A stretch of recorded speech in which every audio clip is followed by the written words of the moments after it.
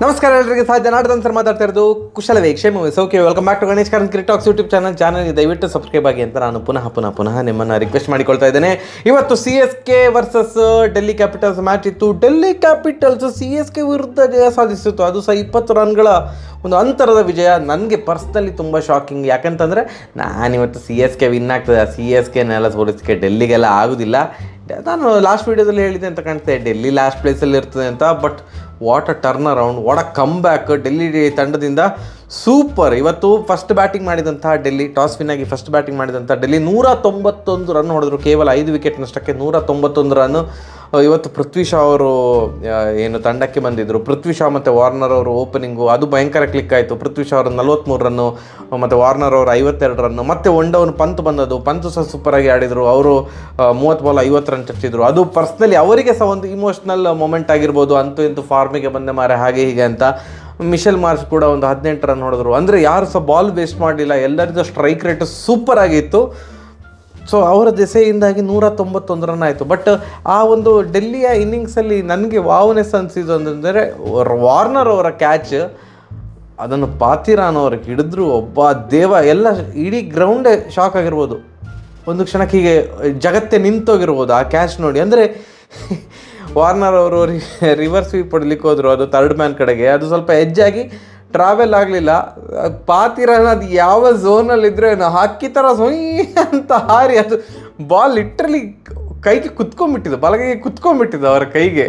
ಅವ್ರು ಸಹ ಶಾಕ್, ಧೋನಿ ನಗ್ತಾ ಇದ್ದಾರೆ, ಏನು ರಿಯಾಕ್ಷನ್ ಇಲ್ಲ. ಇಲ್ಲದ್ರೆ ಆ ಥರದ್ದು ಕ್ಯಾಚ್ ಹಿಡಿದ್ರೆ ಬಾಲನ್ನೆಲ್ಲ ಮೇಲೆ ಹಾಕಿ ಯಾವು ಅಂತ ಕಿರ್ಚ್ತಾರಲ್ಲ ಫೀಲ್ಡರ್ಸು, ಪಾತಿರಾನಂದು ಸೆಲೆಬ್ರೇಷನ್ ಇರಲಿಲ್ಲ, ಶಾಕಲ್ಲಿ ನಾನು ಈ ಕ್ಯಾಚ್ ಆಗಿ ಹಿಡಿದೆ ಮಾರ್ರೆ ಅಂತ.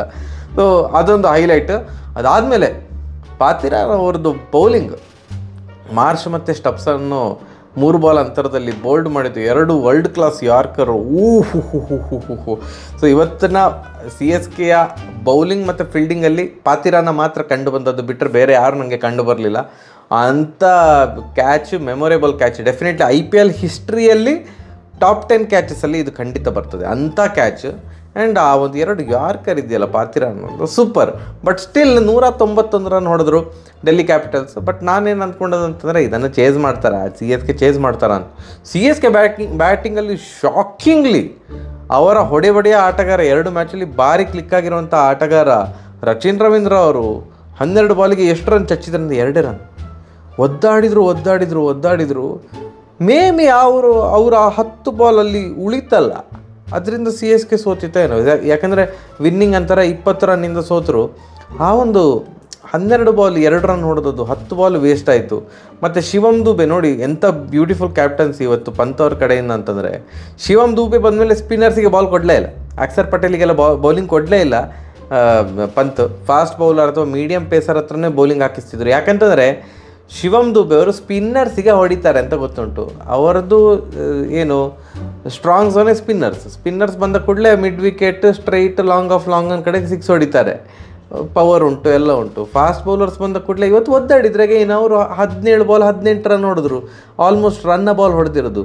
ಮೇ ಬಿ ದೂಬೆ ಹಾಗೂ ರವೀಂದ್ರ ಅವರು ಇವತ್ತಿನ ಟಾರ್ಗೆಟಿಗೆ ಕರೆಕ್ಟಾಗಿ ಆಡದ ಇನ್ನಿಂಗ್ಸ್ ಆಗಿರೋದ್ರಿಂದ, ಸೊ ಮೇ ಬಿ ಅದು ಅಲ್ಲಿ ಒಂದು ಸ್ವಲ್ಪ ಬಾಲೆಲ್ಲ ವೇಸ್ಟ್ ಆಯ್ತಲ್ಲ, ಅದರಿಂದ CSK ಸೋತಿತ್ತಾನೆ. ಯಾಕಂತಂದರೆ ಆಬ್ವಿಯಸ್ಲಿ ಅವರ ಕ್ಯಾಪ್ಟನ್ ಫಾರ್ಮಲ್ಲಿ ಇಲ್ಲ, ಅವರು ಗಾಯಕ್ವಾಡ್ ಅವರು 1 ರನ್ ಹೊಡೆದು ಔಟ್ ಆದರು. 3 ಮ್ಯಾಚಲ್ಲಿ ಸಹ ಅವ್ರದ್ದು ಏನು ಪ್ರದರ್ಶನ ಬಂದಿಲ್ಲ.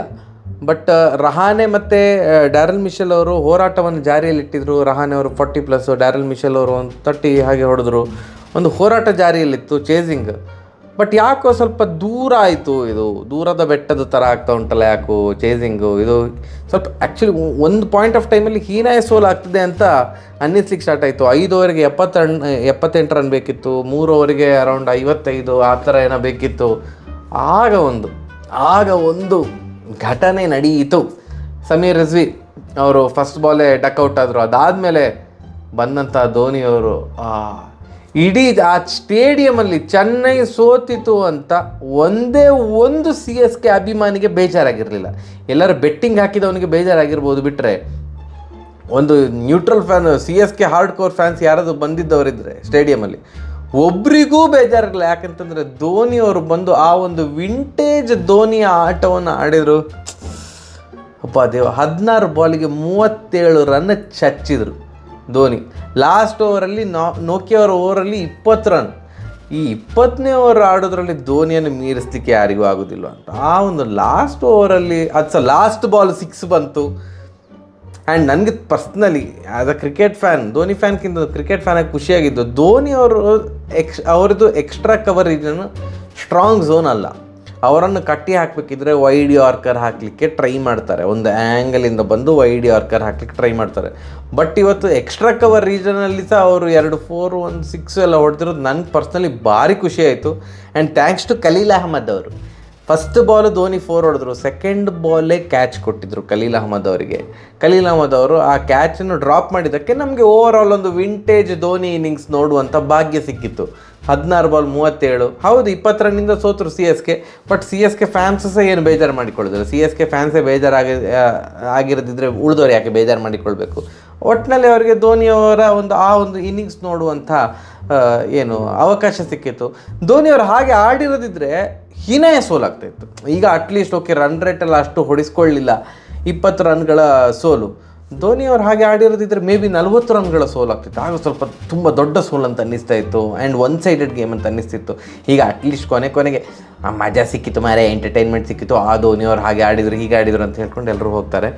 ಕಂಗ್ರ್ಯಾಚುಲೇಷನ್ಸ್. ಅದರ ಅರ್ಥ ನಾವು DC ಹೊಗಳಬಾರ್ದು ಅಂತಲ್ಲ. ಗ್ರೇಟ್ ಕ್ಯಾಪ್ಟನ್ಸಿ ಪಂತ್ ಅವರಿಂದ. ಇಂಡಿವಿಜುವಲ್ ಆಗಿ ಸಹ ಅವರ ಆಟ ಸೂಪರಾಗಿತ್ತು. ಆ್ಯಂಡ್ ಯಾರ ಓವರಲ್ಲಿ ಪಾತಿರಾನ್ ಅವರ ಓವರಲ್ಲಿ ಒಂದು 6 ಒಂದು 4 ಹೊಡೆದ್ರು. Literally 0 foot work, just wrist ಹೀಗೆ ಅಂದರೆ ಅದು 6 ಮತ್ತು 4 ಹೊಡೆಯೋ ಬಾಲ್ ಆಗಿರಲಿಲ್ಲ. Almost like a yorker but not a yorker. But ಅದನ್ನು ಅವರು ಆ 6 ಮತ್ತು 4 ಆಗಿ ಕನ್ವರ್ಟ್ ಮಾಡಿದ್ದು with 0 foot work was amazing. Next ball ಸಹ 4 ಹೊಡೆದ್ರು. 6-4 ಆದಮೇಲೆ ಅವರು 50 ಹೊಡೆದು ಔಟ್ ಆದರು. ತುಂಬ ಖುಷಿ ಆಯಿತು. Personally I am happy for ಇದು ಯಾರು ನಮ್ಮ ರಿಷಬ್ ಪಂತ್ ಮತ್ತು ಅವರ ಓಪನಿಂಗ್ ಕಾಂಬಿನೇಷನ್ ಕ್ಲಿಕ್ ಆಯಿತು. ವಾರ್ನರ್ ಅವರು ಮತ್ತು ಪೃಥ್ವಿ ಶಾ. ನೀವು ಟೀಮ್ ಅನಾಲಿಸಿಸ್ ವಿಡಿಯೋ ನೋಡಿದ್ದಿದ್ರೆ ನಾನು ಓಪನರ್ ಪೃಥ್ವಿ ಶಾ ಅಂತ ಇಟ್ಕೊಂಡಿದ್ದೆ. ಫಸ್ಟ್ 2 ಮ್ಯಾಚ್ ಆಡಿಸಿರಲಿಲ್ಲ. ಈಗ ಬಂದು ನೋಡಿ ಓಪನಿಂಗ್ ಕಾಂಬಿನೇಷನ್ಸ್ ಕ್ಲಿಕ್ ಆಯಿತು. Prithvi Shaw, Warner, Pant, Marsh. Batting is good. ಅವ್ರು 4 ಜನ ಹೀಗೆ ನಿಂತ್ಕೊಂಡು ಆಡಿದರೆ ದೊಡ್ಡ ಮೊತ್ತ ಬರ್ತದೆ. ಅವ್ರು 4 ಜನವೇ ಆಧಾರ ಸ್ತಂಭ. ಅವ್ರು 4 ಜನನೂ ಆಡಬೇಕು, ಯಾರೋ ಒಬ್ಬರಲ್ಲ, 4 ಜನ ಚೆಂದ ಮಾಡಿ ಆಡಿದರೆ ಅವರು ಒಳ್ಳೆ ಸ್ಕೋರ್ ಬರ್ತದೆ, ಡಿಫೆಂಡ್ ಮಾಡ್ಬೋದು. ಖಲೀಲ್ ಅಹ್ಮದ್ ಅವರು ತುಂಬ ಚೆಂದ ಬೌಲಿಂಗ್ ಹಾಕಿದ್ರು. ಕ್ಯಾಚ್ ಬಿಟ್ಟರು ಧೋನಿದು ಬಿಟ್ಟರೆ 4 ಓವರ್ಗೆ 21 ರನ್ ಮಾತ್ರ ಬಿಟ್ಕೊಟ್ಟದ್ದು. 2 ವಿಕೆಟ್ ತೆಗೆದ್ರು. ಮೇ ಬಿ ಖಲೀಲ್ ಅಹ್ಮದ್ಗೆ ಮ್ಯಾನ್ ಆಫ್ ದ ಮ್ಯಾಚ್ ಕೊಡ್ಬೋದು ಅಥವಾ ಪಂತಿಗೆ ಕೊಡ್ಬೋದು, ಯಾರಿಗಂತ ಗೊತ್ತಿಲ್ಲ. But beautiful performance. Congratulations Delhi Capitals. ಬೆಳಗಿನ ಮ್ಯಾಚ್ ಅಂದರೆ ಮಧ್ಯಾಹ್ನದ ಫಸ್ಟ್ ಏನು ಆಗಿದೆಲ್ಲ 3 ಮ್ಯಾಚ್ SRH ಸೋತಿತ್ತಲ್ಲ ಗುಜರಾತ್ ಮೇಲೆ, ಅದರ ವಿಡಿಯೋ ಮೇ ಬಿ ಇನ್ನು 1 ಅವರಲ್ಲಿ ಬರ್ತದೆ. ಈಗ ಇದು ಎಡಿಟ್ ಮಾಡಿ ಥಂಬ್ನೇಲ್ ಹಾಕಿ ಅಪ್ಲೋಡ್ ಮಾಡಿ ಅದಾದಮೇಲೆ ಇನ್ನೊಂದು ವಿಡಿಯೋ ನಾನು ಶೂಟ್ ಮಾಡ್ತೇನೆ. ನೀವು ಮಲಗಿ, ನೀವು ಬೆಳಿಗ್ಗೆ ನೋಡಿ. ನನ್ನ ವಿಡಿಯೋ ಹಾಕೋದು ನನ್ನ ಕೆಲಸ, ನಾನು ಹಾಕ್ತೇನೆ. ಸರಿಯಾಗಿರೋ ಬರುವ. ನಮಸ್ಕಾರ.